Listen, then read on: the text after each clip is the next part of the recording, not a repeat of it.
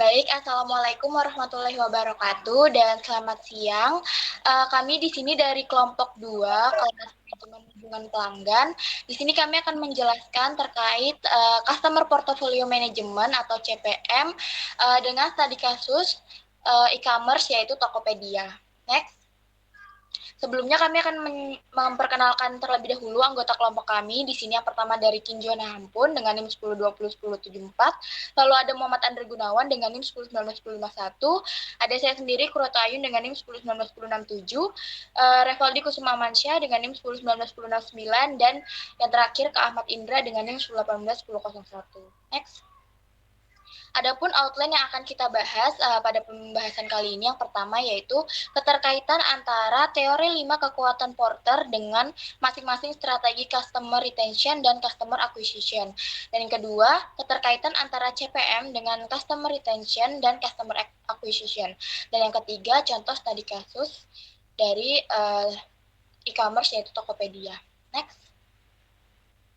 Untuk penjelasan yang pertama akan dijelaskan oleh rekan kami. Oke, mungkin untuk outline yang pertama ada keterkaitan antara teori 5 kekuatan Porter dengan masing-masing strategi yaitu customer retention dan customer acquisition. Mungkin bisa di next.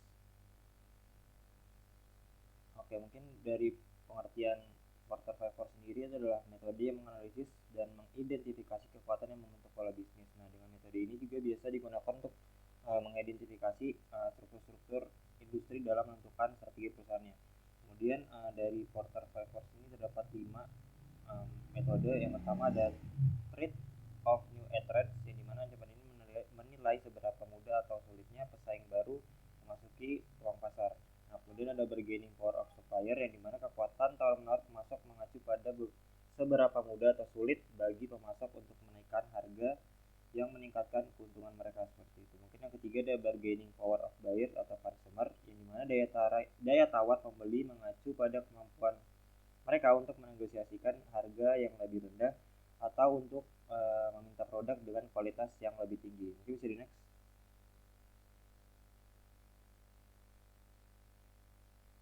Oke, yang keempat ada Trade of Substitutes, yang dimana produk mengganti adalah barang atau jasa yang memenuhi kebutuhan konsumen atau pembeli yang sama dengan produk dan jasa yang dijual. Nah, yang kelima ada internal competition rivalry, di mana persaingan mengacu pada perusahaan lain dalam industri yang menghasilkan produk atau layanan serupa, seperti itu. Mungkin bisa di next langsung. Nah, kemudian ada pengertian dari customer acquisition dan customer retention. Yang pertama ada customer acquisition, yang dimana merupakan langkah di mana seorang marketing mendapatkan customer baru untuk produk atau produk barang atau jasanya. Kemudian ada customer retention, yang merupakan langkah untuk melakukan penjualan pada customer yang pernah menggunakan brand sebelumnya. Jadi mungkin lebih pada bagaimana mempertahankan seseorang agar menjadi loyal customer, seperti itu. Mungkin bisa di next.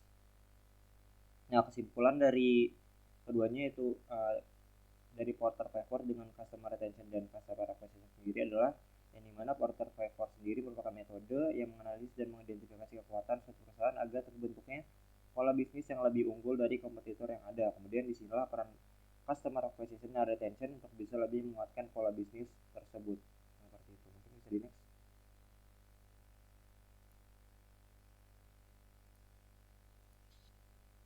Selanjutnya untuk keterkaitan antara CPM dengan Customer Retention dan Consumer Acquisition.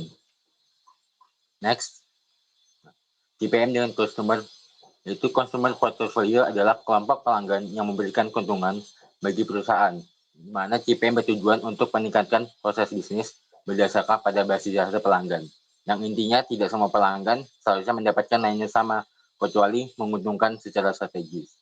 Adapun Customer Acquisition, yang dimana tujuan utamanya Customer Acquisition yaitu menarik pelanggan baru. Dan pada komponen strategi acquisition pada Tokopedia terdiri dari 1.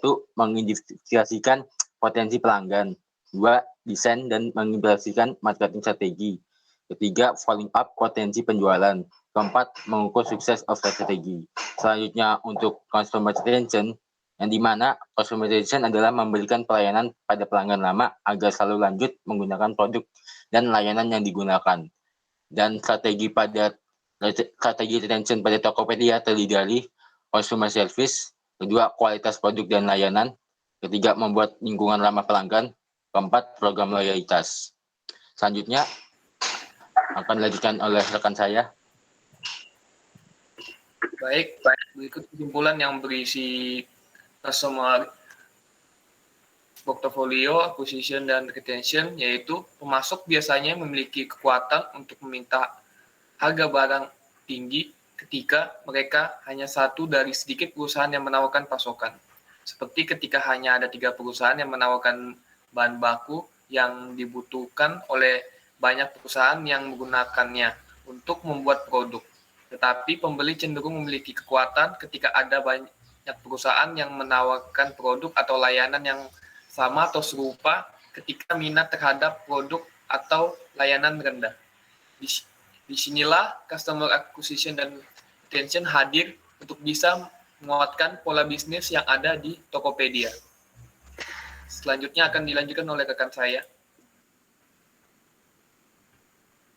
Baik, jadi kita sekarang masuk ke contoh studi kasus yang dimana studi kasus ini terdapat 5 ya dalam Tokopedia ini. Yang pertama ada notifikasi promo, yang dimana notifikasi promo ini membuat pelanggan-pelanggan yang lama sudah menggunakan Tokopedia akan kembali menggunakan dan memunculkan habit untuk memakai Tokopedia terus-menerus untuk memakai Tokopedia. Biasanya notifikasi promo ini mungkin kalau misalnya dihitung dalam sehari itu mungkin ada 5-6 notifikasi promo yang biasanya di macam-macam kategori. Biasanya di produk layanan ibu dan anak, biasanya dan produk rumah tangga dengan diskon 10-20%. Itu yang ditawarkan oleh Tokopedia. Dan lanjut ke yang kedua, Tokopedia Affiliate.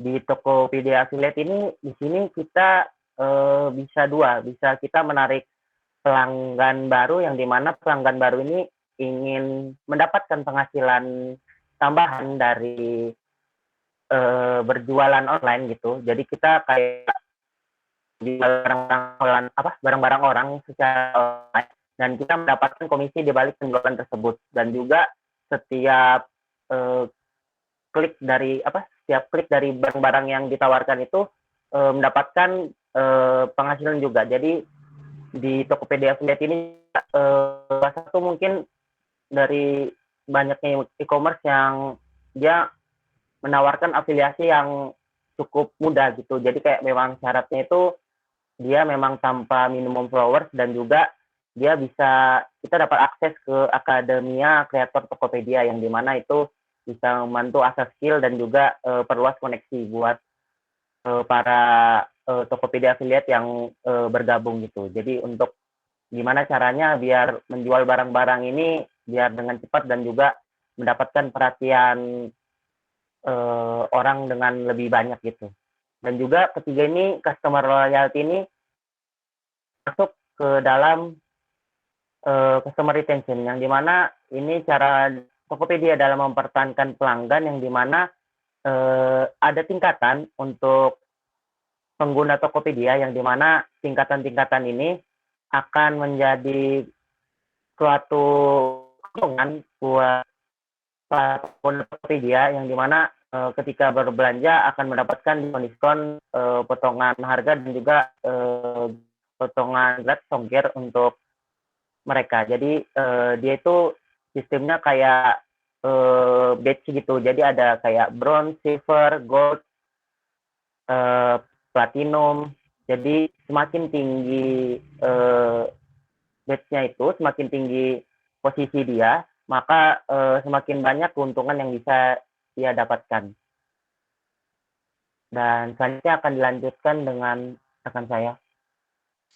Baik, untuk contoh studi kasus yang keempat itu yaitu iklan berbayar, di mana untuk iklan berbayar ini sangat berpengaruh pada customer retention gitu, di mana untuk iklan berbayar ini biasanya disebar di aplikasi-aplikasi seperti Instagram, YouTube, TikTok, dan Google. Mungkin Tokopedia membuat iklan berbayar itu di aplikasi-aplikasi agar mempertahankan customer dan juga mungkin bisa juga menggait customer baru atau mengakuisisi dari customer lain juga. Dan yang kelima yaitu ada brand ambassador. Di sini seperti diketahui Tokopedia ini menggait brand ambassador dengan artis-artis ternama. Salah satu contohnya yaitu BTS mungkin. Nah, ini di sini kan biasanya dengan menggunakan brand ambassador ini secara tidak langsung, biasanya rata-rata fans-fans idol K-pop itu biasanya apa yang ada idolnya di situ mereka pasti mengikuti. Nah, secara tidak langsung jika ada fans-fans yang brand ambassador ini gunakan terus fans ini misalnya menggunakan dari tempat kompetitor, itu bisa jadi dia akan berpindah ke Tokopedia karena tertarik dengan brand ambassador yang digunakan Tokopedia. Nah, ini juga salah satu strategi Tokopedia untuk mengakuisisi customer. Seperti itu. Mungkin untuk penjelasan customer portfolio management ini cukup sampai sini. Kurang lebihnya kami mohon maaf. Sekian dan terima kasih.